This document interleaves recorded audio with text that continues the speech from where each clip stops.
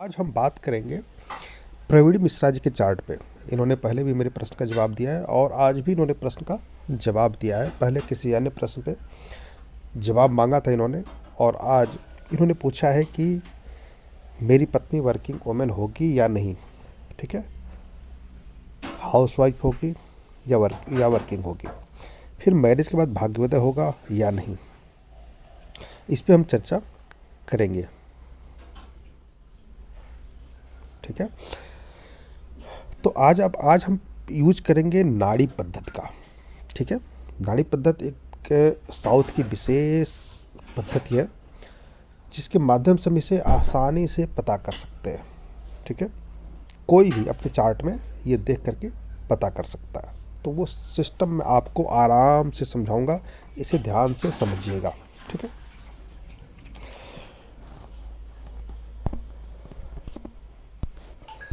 प्रवीण मिश्रा जी का जो है ये चार्ट है।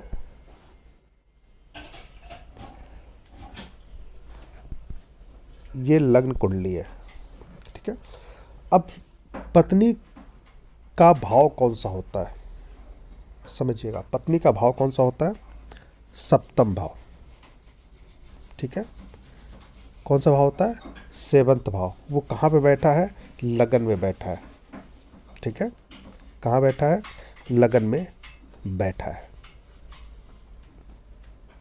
अगर ये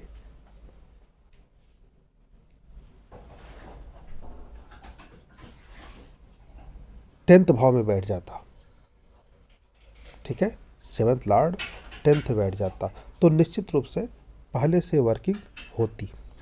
ठीक है, ये कहा जा सकता है। अब सेवंथ भाव का त्रिकोण चेक कीजिए। सेवंथ भाव का त्रिकोण क्या होता है? 3, 7, 11। जहाँ मंगल बैठा हो तीसरा भाव और जहाँ राहु बैठा हो वो 11वां भाव। तो सप्तम का जो त्रिकोण होता है 3, 7, 11, यहाँ भी कहीं भी टेंथ का कारक नहीं आ रहा है। ठीक है, टेंथ का राशि स्वामी नहीं आ रहा, मतलब जुपिटर नहीं आ रहा है। ठीक है, जुपिटर से संबंध यहाँ पर नहीं बन रहा है। ना ही 11 में जुपिटर बैठा है और ना ही 3rd में बैठा है। तो क्या कहेंगे, क्या वर्किंग होगी? निश्चित रूप से कहेंगे कि वर्किंग नहीं होगी। ठीक है, हाउसवाइफ होगी। और ये कहाँ पे बैठा है? लगन में बैठा है। लगन किसका होता है? आपका होता है। तो आप जहाँ रहेंगे वहीं वो रहेगी।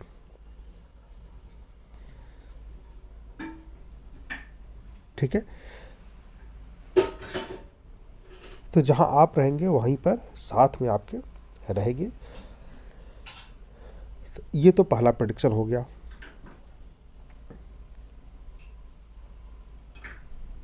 ठीक है, अब आप कहेंगे कि लगन तो गुरु का है। ठीक है, और गुरु की ही राशि 10th में है। तो दोनों का संबंध बन रहा है कि सेवंथ लॉर्ड गुरु की राशि मीन में बैठा है और 10th से संबंध बन रहा है। तो शादी से पहले वर्किंग नहीं होगी, लेकिन आगे चल करके छोटे मोटे काम वो करेगी। खाली बैठना पसंद नहीं करेगी, लेकिन कुछ न कुछ इच्छा होगी कि मैं भी कुछ काम करूं। ठीक है, तो ये जो चार्ट बताता है कि शादी के बाद वर्किंग में थोड़ा बहुत रहेगी, लेकिन शादी के पहले वर्किंग में होगी ऐसा नहीं दिखता। ठीक है, अब होता कि शादी के बाद भाग्योदय है कि नहीं है। तो शादी के बाद भाग्योदय के लिए क्या देखते हैं? 9th भाव भाग्योदय का और 7th भाव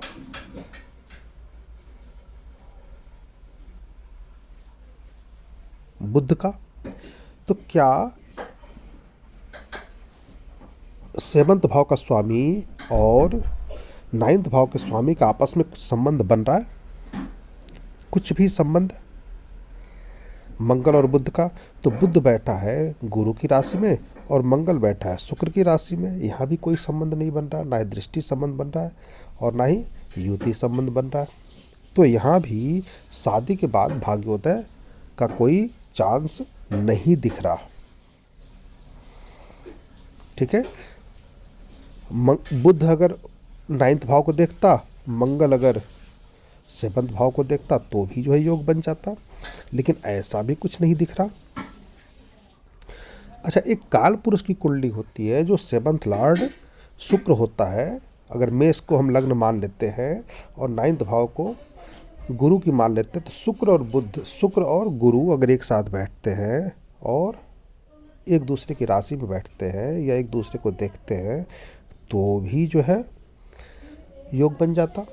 लेकिन यहाँ भी शुक्र दूसरे भाव में बैठा है, गुरु पंचम में बैठा है, तो यहाँ भी कोई योग बनता हुआ नहीं दिख रहा है ना। न दृष्टि संबंध बन रहा है, न युति संबंध बन रहा है, न एक दूसरे की राशि में बैठे हैं, तो शादी के बाद भाग्योदय का कोई योग नहीं बनता। अगर यही एक दूसरे के राशि में बैठे होते, एक दूसरे के साथ बैठे होते या एक दूसरे को आमने सामने बैठ के देखते, क्योंकि नाड़ी ज्योतिष में जो दृष्टि होती है वो एक साथ की मानी जाती है, या फिर वो त्रिकोण में बैठे हों, तो गुरु और शुक्र त्रिकोण में भी नहीं बैठे हैं। ठीक है, इस कारण से शादी के बाद भाग्योदय नहीं होना है। इनको खुद जो भी ये जॉब में रहेंगे और शादी हो जाएगी, तो शादी के बाद भाग्योदय का कोई चांस नहीं बनता। जो भी भाग्योदय होना है वो पहले ही हो जाना है। ठीक है, तो इसे बहुत आसानी से आप समझ सकते हैं। देखिए, ध्यान से समझिएगा कि या तो त्रिकोण का संबंध बनेगा या आमने सामने की दृष्टि बनेगी। ठीक है, तो जो भी हमने योग बनाया 7th और 8th का, मंगल और बुध का, उसमें भी कोई इस तरह का संबंध नहीं बन रहा, ना त्रिकोण का, ना युति का, नहीं एक दूसरे भाव में। दूसरा कि कालपुरुष की कुंडली में भी ऐसा कोई योग नहीं बन रहा, तो पूरा चांस है कि वर्किंग नहीं होगी शादी के पहले।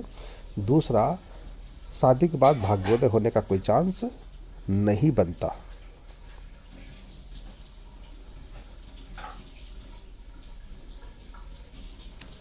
ठीक है, तो आशा आप लोग समझ गए होंगे। मेरा वीडियो अगर पसंद आए तो इसे लाइक करें, सब्सक्राइब करें और प्रश्न का उत्तर दे दीजिए कि प्रवीण जी की पत्नी वर्किंग होगी या नहीं। ठीक है, धन्यवाद।